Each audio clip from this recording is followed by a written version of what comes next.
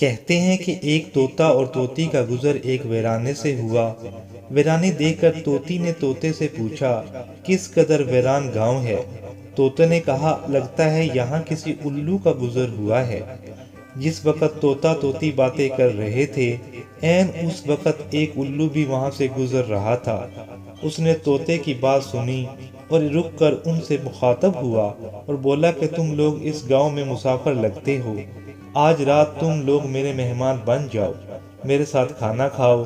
الو کی محبت بھری دعوت سے طوطے کا جوڑا انکار نہیں کر سکا اور انہوں نے الو کی دعوت قبول کر لی۔ کھانا کھا کر جب انہوں نے رخصت ہونے کی اجازت چاہی، الو نے طوطی کا ہاتھ پکڑ لیا اور کہا کہ تم کہاں جا رہی ہو؟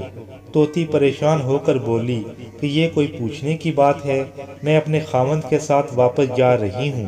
الو یہ بات سن کر ہنسا اور کہنے لگا، یہ تم کیا کہہ رہی ہو؟ تم تو میری بیوی ہو۔ اس پر طوطا طوطی الو پر جھپٹ پڑے اور گرما گرمی شروع ہو گئی۔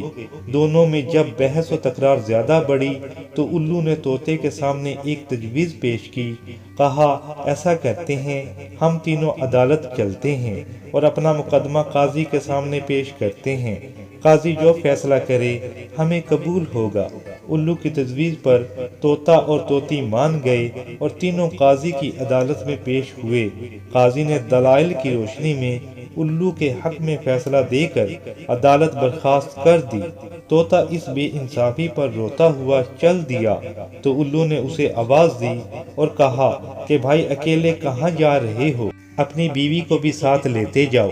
طوطے نے حیرانی سے الو کی طرف دیکھا اور بولا، اب کیوں میرے زخموں پر نمک چھڑکتے ہو؟ یہ اب میری بیوی کہاں ہے؟ عدالت نے تو اس کو تمہاری بیوی قرار دیا ہے۔ الو طوطے کی بات سن کر نرمی سے بولا، نہیں دوست، طوطی میری نہیں، تمہاری بیوی ہے۔